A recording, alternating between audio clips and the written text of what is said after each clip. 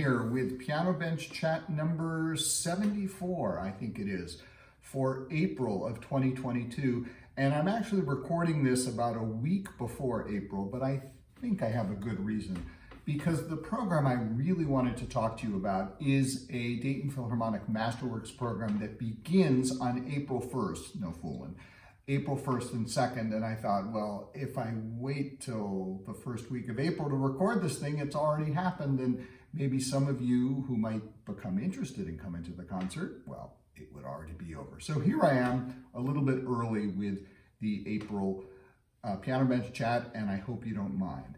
That was one of the pieces that is on that concert on April 1st and 2nd, a concert aptly named April Fools and Geniuses, though there is actually no truly April fooling going on, unless you count Richard Strauss's tone poem, Till Eulenspiegel's Merry Pranks, which is full of all kinds of April foolery in it.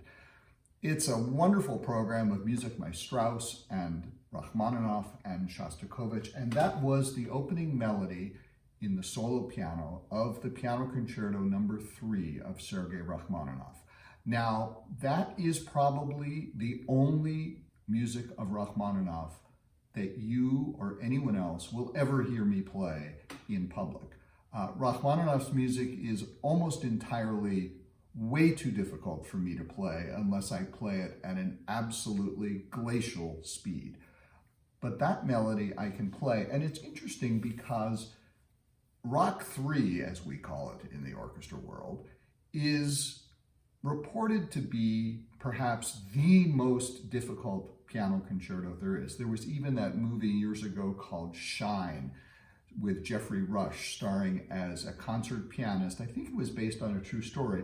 A concert pianist who had basically a breakdown while they were learning this piece because the piece was so hard and he just did things to his head. And that led to this belief in the popular culture that, Rachmaninoff 3 could drive you mad. But there are, I wouldn't say thousands, but there are certainly hundreds of pianists around the world who can sit down and play Rachmaninoff's 3rd piano concerto, and they're perfectly fine. One of them happens to be our soloist, a wonderful young American pianist by the name of Alexandra Kosman, daughter of Yakov Kosman, one of my favorite pianists. And I suspect Sasha will become one of my favorite pianists too after we do this concerto together. But the reason I wanted to play that for you is to make the point that sometimes the most difficult things in the world start off very easy. Because that is that melody that I played you, that long melody that seems to take forever to get to the end, is how the concerto begins. Even I can play it. That's how easy it is. But as soon as you get to where I stopped, it starts getting very, very difficult. So complicated things come sometimes from very simple beginnings. Another example that always comes to mind is a story that my teacher Nadia Boulanger loved to tell. And it was a story about how you can communicate the deep meaning of music, sometimes with just a single note. And it was a story she would tell about being on the jury of a piano competition. And there was a young Turkish girl playing by the name of Idil Biret, who went on to have a pretty good career as a soloist. But Mademoiselle Boulanger would say, this little Turkish girl comes and sits down to play the Liszt Piano Sonata, which is one of the most difficult solo piano sonatas in the world, because Liszt was a great virtuoso pianist. And the Liszt piano sonata begins like this. I'll try not to mess it up.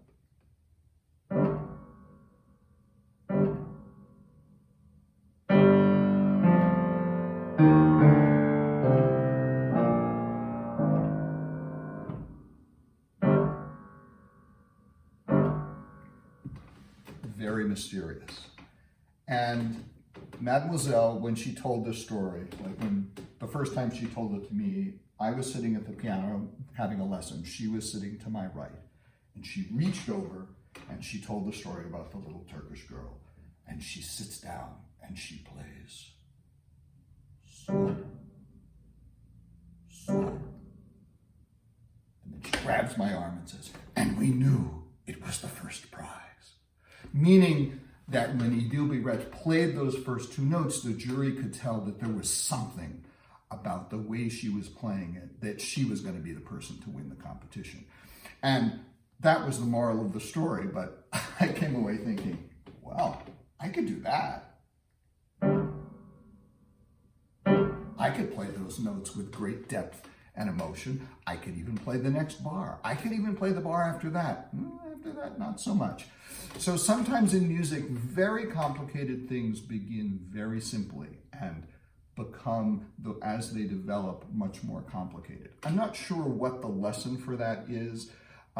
Playing a concert that has a Russian piano concerto and a Soviet-era symphony at the same time that Russia and Putin are doing what they're doing in Ukraine makes me tempted perhaps to make a political point that you invade a country and you think it's going to be easy, and then it turns out not to be as easy as you thought.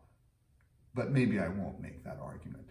But it is something that I've been thinking about the fact that, many orchestras and performers and opera companies have been dealing with this issue of what do you do with Russian art at a time when a lot of the world is justifiably pissed off at the Russian government and Vladimir Putin.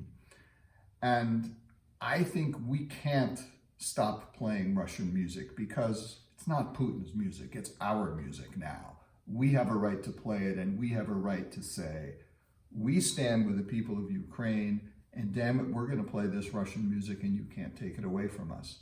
And even a piece like Shostakovich's Ninth Symphony, which is, of course, everything in so much of Shostakovich's music is tinged with irony, but it's especially ironic now. This symphony that Shostakovich wrote in 1945 after the victory over the Nazis, he was expected to write, and it was his Ninth Symphony, he was expected to write something big with chorus and soloists and talking about the great victory over fascism and all of that sort of stuff. And instead he wrote this snarky little piece that was kind of a gesture to his bosses. And it was a moment of extreme courage on his part to say, I'm not going to play this game with you. And it just makes me think that maybe we need people like Shostakovich in Russia right now who are brave enough, or perhaps foolish enough, to speak up and put a stop to what's going on.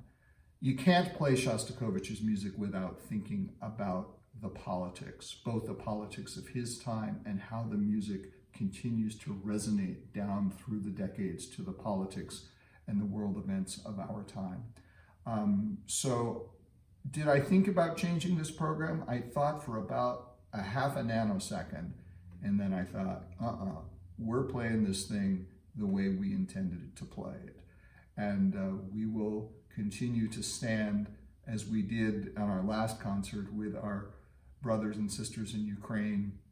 I think we'll probably start with the Ukrainian national anthem again out of solidarity, and let the music that we play speak for itself.